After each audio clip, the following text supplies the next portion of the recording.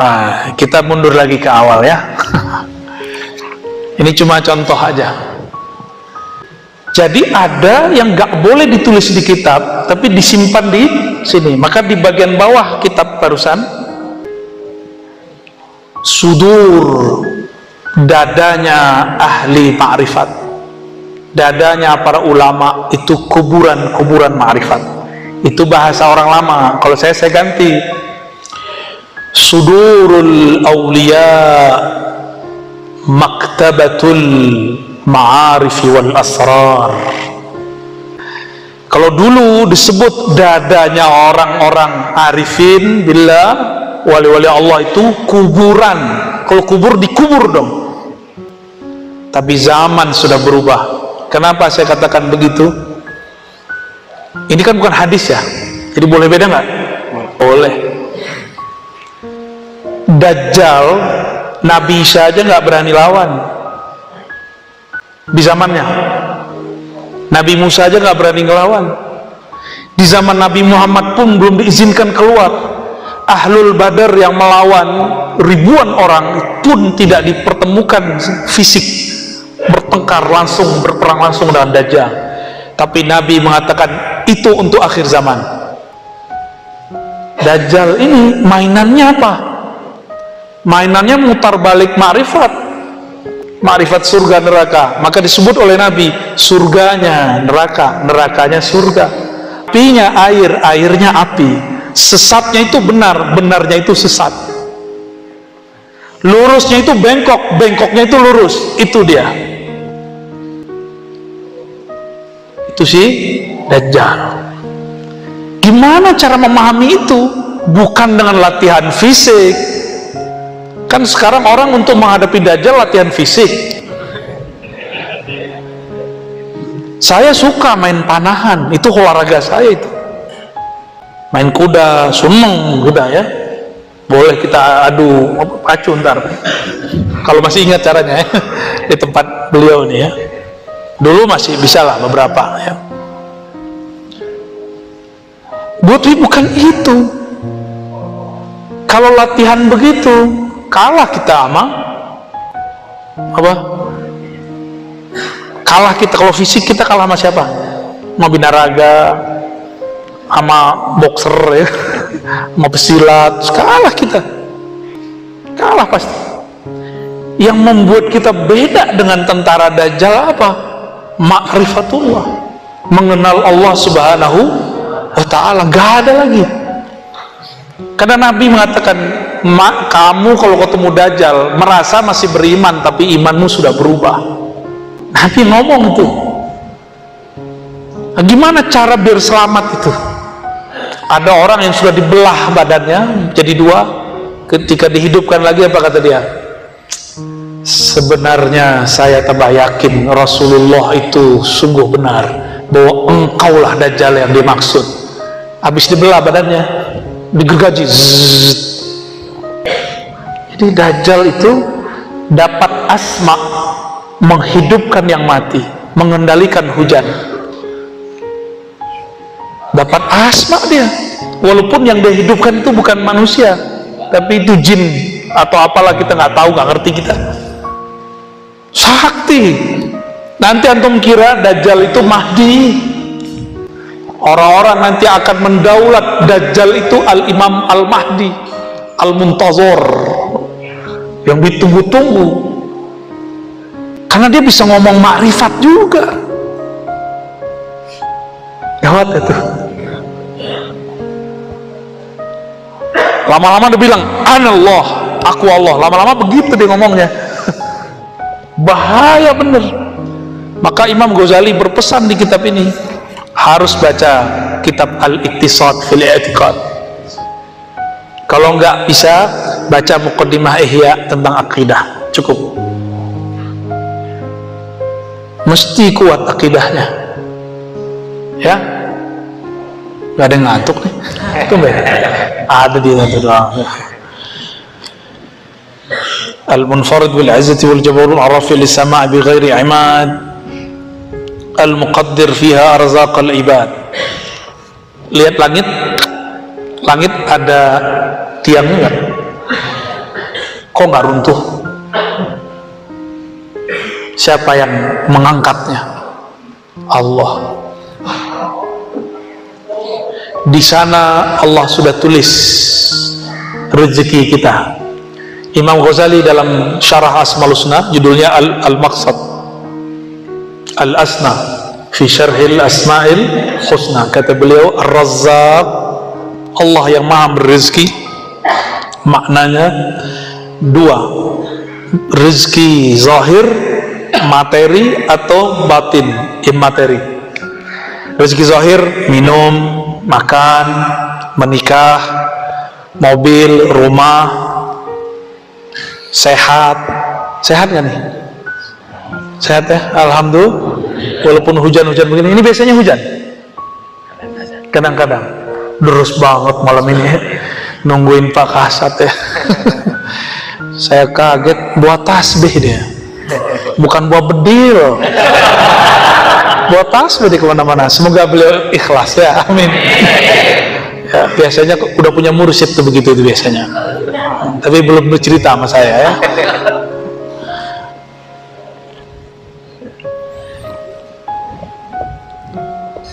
Ini langit yang di atas kita disebut as-sama'ud dunya, langit bumi, langit dunia. Hati-hati, di situ ada kerajaan syaitan. Dulu syaitan itu bisa tembus sampai jauh, dan mereka punya tempat nongkrong. Ya, kafe lah kalau bahasa sekarang. Nongkrong dia, ngapain dia nongkrong? Dengerin gosip makhluk langit. Kok dia bisa tahu? Karena dulu rajanya setan alias iblis yang bernama, ada nama pangkatnya di surga, Haris. Ada nama malaikatnya, Azazil, itu nama malaikatnya. Tapi nama aslinya bukan itu, nama aslinya Ihyas atau Iyas. Di kitab tuh Iyas, yang berputus asa. Bukan Ilyas, bukan. Aisun, berputus asa. Ada yang bacanya Ahyas, Ihyas. Saya nggak tahu mana yang tepat ya. Tapi kalau dalam bahasa Arab, ini kan bahasa lama sebelum bahasa Arab malah. Ternyata dulu terjadi kiamat, meteor turun. Itu semua jin itu bertubuh fisik, disebut Banul Jan. Mereka nggak boleh lagi nginjak bumi, maka mereka pindah ke pohon-pohon, ke gunung-gunung, ke laut-laut. Maka di laut selatan ada bukan ada yang ngomong. Kalau ke gunung ada lagi, kalau ke pohon ada lagi. Itu bukan khurafat, itu asli. Cuma dalam bahasa lokal disebut dengan nama yang berbeda-beda. Tapi ingat, mereka sudah tidak punya hak menjadi khalifah di muka bumi. Maka kita nggak boleh takut sama mereka, tapi nggak boleh takabur juga. Biasa aja, lu gua selesai. Ya?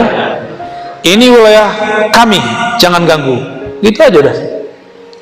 Nabi Adam turun, itu udah kisah panjang, udah ribuan tahun kejadiannya di surga.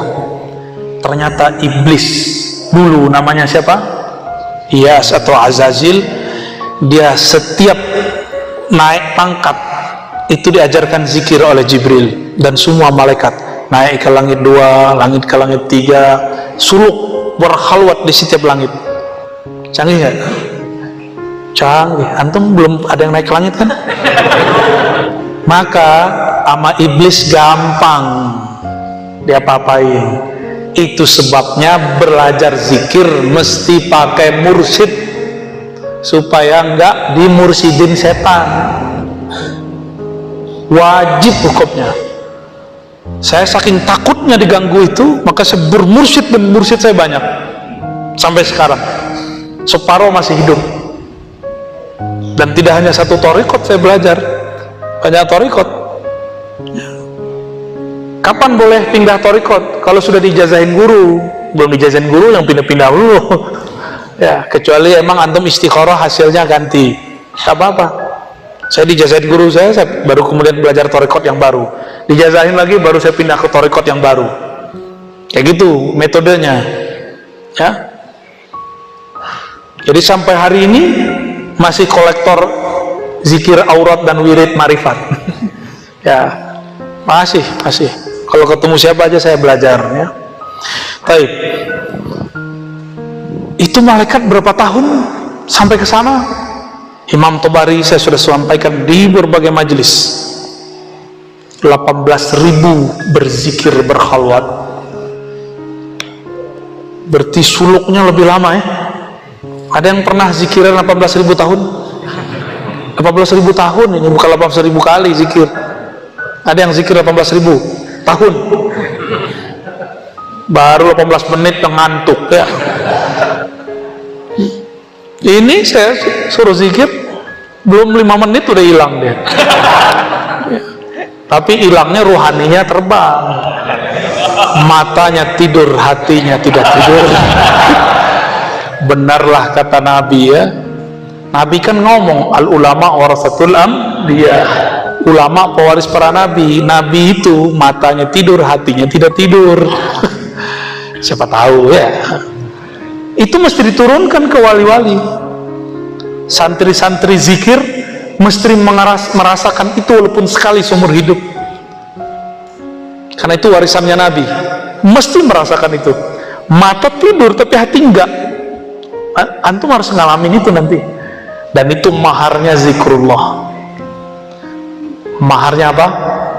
Zikrullah. Kita lanjut dulu, ya. Di langit al-muqaddar fiha arzaqul ibad. Di langit itu Allah sudah takar rezekinya hamba. Maka rezeki kita bukan di tempat kita bekerja. Rezeki kita bukan oleh orang tua. Rezeki kita bukan di penguasa.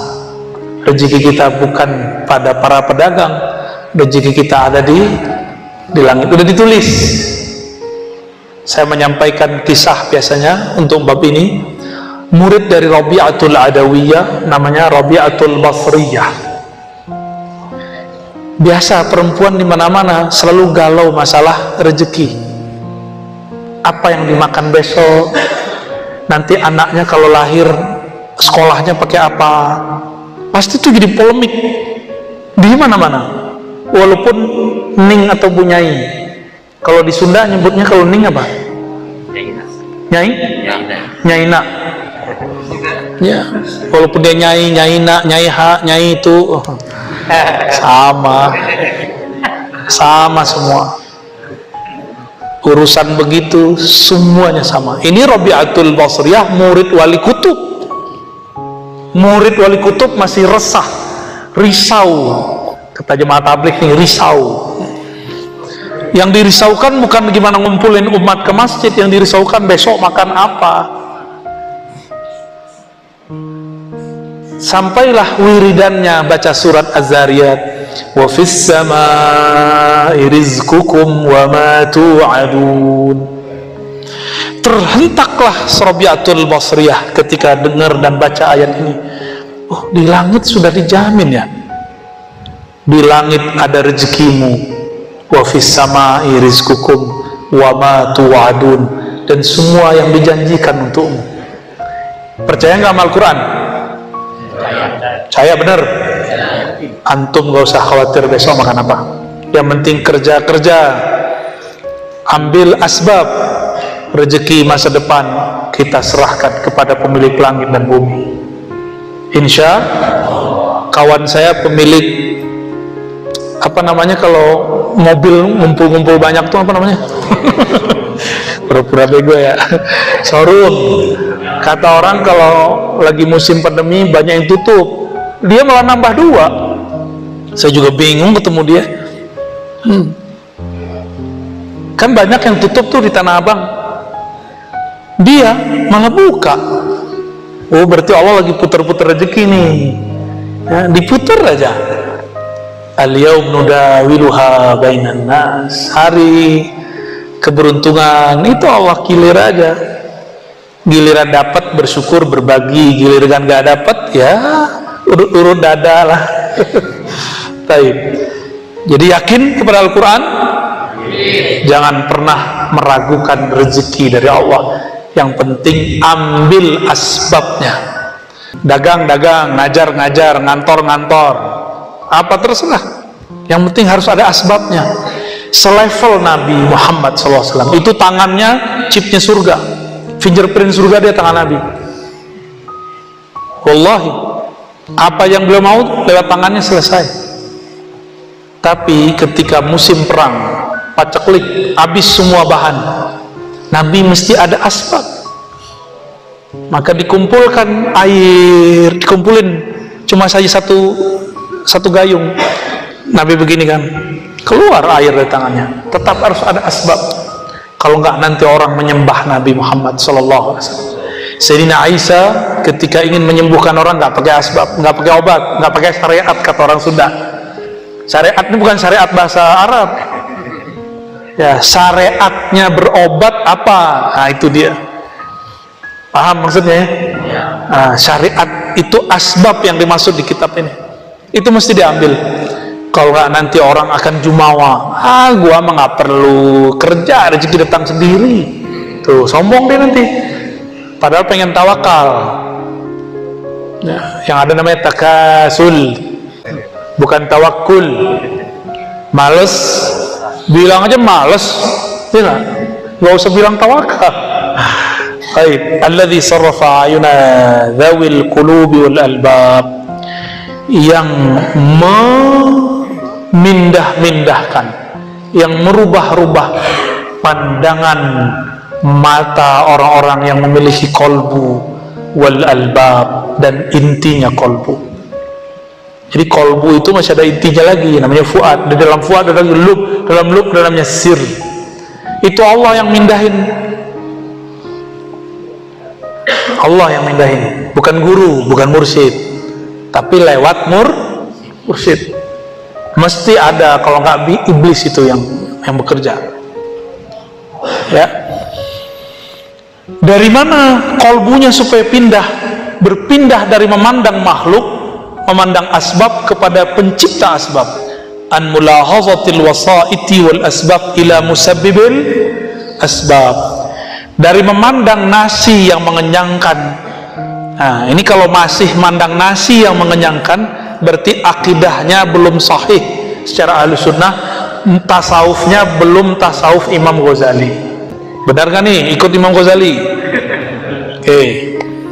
Air yang menyegarkan atau Allah yang menyegarkan? Tapi mesti minum kan? Minum dulu ya.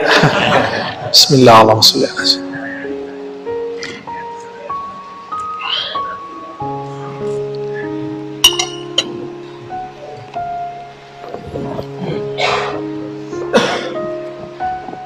Ketika terbersit di hati, ini sudah inti kitab nih. Saya baru baca mukadimah, tapi inti kitab ini.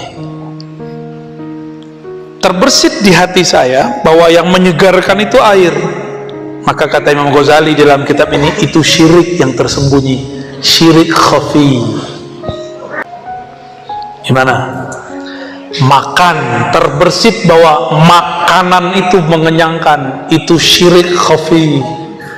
Terus gimana caranya? Maka bacalah ini. Jadi orang baca mukadimah Imam Ghazali udah jadi wirid. Ini mukadimah ma'rifat, ma'rifatut tawakkul. Ini dia. Kalau orang sudah diberi ma'rifat tawakkul, bertawakal, beralih pandangnya dari nasi yang mengenyangkan kepada Allah yang menciptakan nasi. Akidah Ahlus Sunnah ada satu kelompok lagi namanya Mu'tazilah, jangan salah paham. Kelompok Mu'tazilah bilang Allah menitipkan rasa kenyang di nasi secara tabiat, secara hukum alam. Maka setiap orang makan nasi mesti kenyang karena tabiatnya nasi mengenyangkan. Hati-hati, itu bukan Ahlus Sunnah. Hati ya, disebut dengan hukum tabi'i. Apa namanya? Hukum tabi'i. Inilah yang dianut oleh para filosof, oleh orang-orang fisika. Ini dulu yang dianut Ibnu Sina dan Al-Farabi, Aristoteles. Ini yang dikritik oleh Imam Ghazali. Maka Imam Ghazali membersihkan akidah Ahlus Sunnah dari pandangan-pandangan filsafat yang menyimpang. Jadi filsafat ada yang menyimpang, ada yang benar. Jadi gimana? Obat, apa ada kesembuhan di obat? Banyak orang berobat gak sembuh. Allah tidak menitipkan kekuatan kesembuhan pada obat. Ini akidah Ahlussunnah. Tidak menitipkan secara tabiat kenyang dalam nasi, segar dalam air. Kalau nggak percaya, lihat orang mau sakaratul maut, minumnya banyak nggak berhenti, tapi dia nggak segar-segar. Pernah lihat?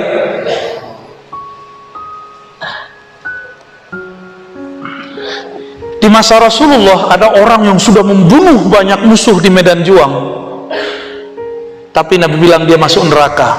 Sahabat nggak ada yang percaya. Itu cuma urusan air. Air 1 gelas nggak dapet. Dia bilang aus, aus, aus. Orang mau datang, nggak kuat dia menahan sakit dan haus, karena dia menyekutukan Allah dengan air. Maka saking nggak kuatnya, maka dia ambil, itu bukan bedil, belum ada bedil saat itu. Namanya apa tuh? Pisau belati. Langsung dia tusukkan ke dalam jantungnya. Nggak sanggup menahan luka, tidak sanggup menahan haus, karena dia menyekutukan Allah di dalam dirinya dengan air. Nanti ada masa hujan nggak turun-turun, paceklik di mana-mana, sawah-sawah tidak bisa menumbuhkan padi lagi. Jika kita menyekutukan Allah dengan beras, nasi, nanti datang Dajjal menciptakan beras. Dia bawa makanan, nanti kita berubah iman. Mau? Maka mulai sekarang saya mengimbau, makan-makan aja. Makanya sekarang ini bukan sok-sokan, bukan, tapi tahadus bin ni'mah.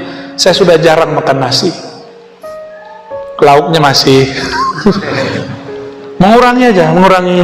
Mulai hambar, makan itu mulai hambar. Kalau bukanlah karena badan ini butuh makan, saya nggak makan, kira-kira begitu. Udah mulai begitu rasa hambar mau makan. Tapi kadang-kadang balik lagi ke ahwal manusiawinya, makan lagi. Apalagi orang Sunda kan punya nasi enak tuh, apa namanya, siliwet. Nah itu berarti arozinya lagi muncul tuh. Alhamdulillah kemarin ya, alhamdulillah. Seandainya nggak ada air, nggak ada nasi, terus ada orang bawa itu, berubah nggak keyakinan kita? Maka nanti ada masa kita kenyang tanpa makan, karena sudah mengenal siapa yang mengenyangkan.